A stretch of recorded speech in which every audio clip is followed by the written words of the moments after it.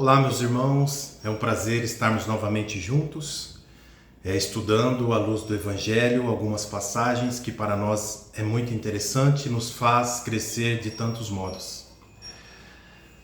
Eu gostaria de comentar um pouco a respeito da luz do Evangelho, o porquê ela nos fascina tanto, o porquê essas passagens nos traz tanta alegria, nos traz tanto consolo, nos traz tanta energia.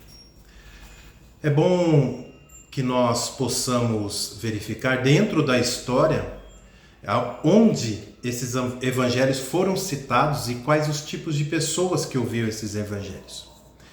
Então nós vemos ali, tanto nos 4 evangelhos, que Jesus ele pregava para as multidões que estavam famintas da verdade, famintas de amor, de aconchego, famintas de caridade.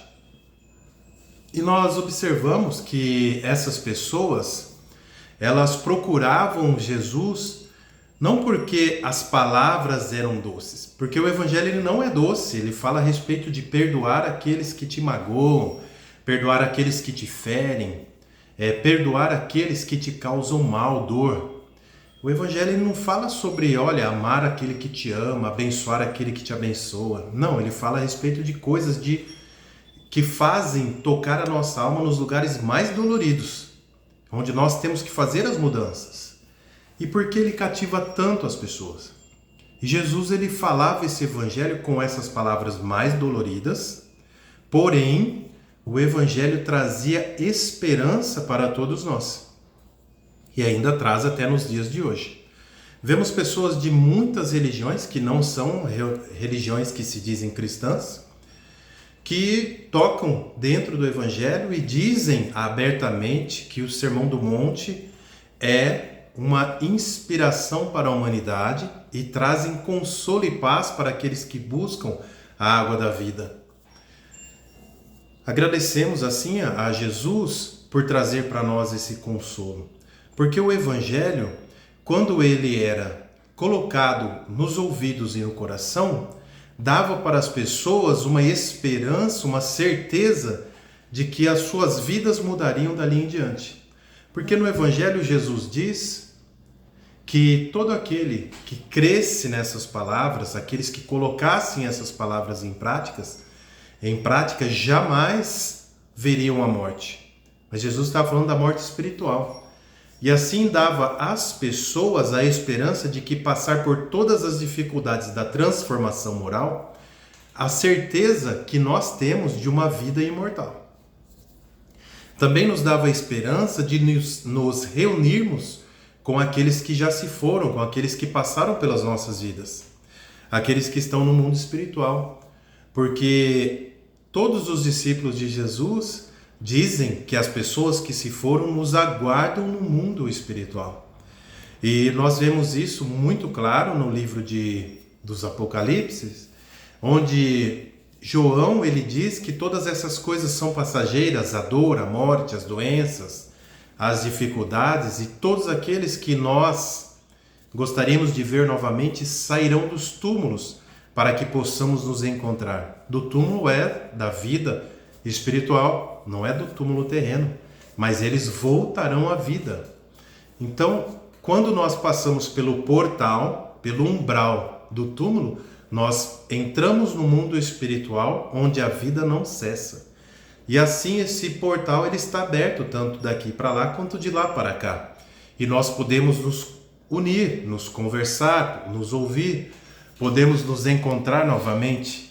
E esse tipo de esperança são esperanças que mais cativam a humanidade desde sempre. A imortalidade e viver junto para todo sempre com as pessoas que nós amamos. Assim o Evangelho é tão doído e tão dolorido quanto uma chibata. Porém ele traz para nós a luz com bálsamo de tranquilidade, de esperança e de certezas de que tudo que nós sofremos tem um porquê e um motivo. E foi por causa desse evangelho que milhares de pessoas seguiram louvando, entoando cânticos e hosanas para dentro das trincheiras da dor e das dificuldades, quando os romanos abriam ali o seu espaço de luta para colocar esses seres que estavam ali cheios de luz e de esperança, para morrer de modo que dolorido, no modo mais penoso possível, para que essas pessoas, ao morrer com tanta dor e tanto horror, levassem para outras pessoas a vontade de não abraçar o Evangelho. Só que quando essas pessoas entravam ali nas arenas para morrer através de atrocidades, essas pessoas, ao invés de entrar em desespero, desconforto, dor, temor profundo, na verdade elas começavam a cantar, a orar e a bendizer a Jesus. E tudo isso por causa da certeza do Evangelho. E é por isso que nós olhamos para o Evangelho com tanto carinho e com tanto respeito, e essas palavras que ficaram grafadas, não importa se é do primeiro ou quarto seguidor de Jesus, nós observamos essas palavras com fontes de água da vida e nós declaramos elas a todo tempo, para que possamos reforçar em nosso íntimo essa esperança que nós carregamos.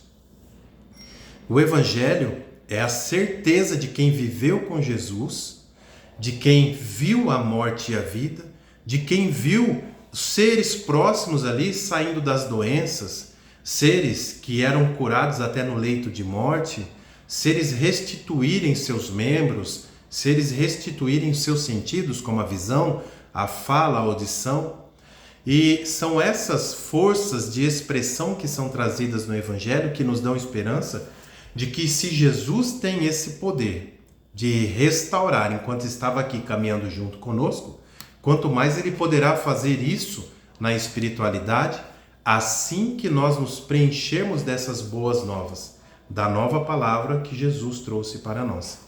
Porque nós sabemos que os antigos escreveram muitas coisas sábias e muitas coisas belas, principalmente para a religião judaica, mas em nenhum momento eles trouxeram o alívio que os evangelhos trouxeram, porque o evangelho ele foi vivido aos olhos de todos, ao vivo e a cores. E o Evangelho ele trouxe a esperança da perda da vida corporal, porém da eternidade na vida espiritual, onde nós nos livraremos de todas as nossas adversidades. Portanto, o Evangelho é para nós um sinal de esperança, um sinal de luz. E ele diz que tudo aquilo que nós plantamos no dia de hoje, colheremos no amanhã. É por isso que nós estamos buscando dentro dessas palavras de Jesus, citadas ali desde o começo da sua carreira até o último momento ali na cruz, sobre o perdão dos pecados, nós vivemos essa palavra e tiramos dela os bálsamos da vida, para que possamos nos preencher da luz, da verdade, das modificações necessárias e da esperança que não finda para nós que temos a certeza de que viveremos esse Evangelho no dia após dia e no mundo após a morte física. Portanto, só temos a agradecer a Jesus e a todos aqueles que Ele deixou, que nos trouxeram e nos escreveram essas mensagens de luz e de amor. Que todos tenham um fim de semana muito abençoado e fiquem na luz.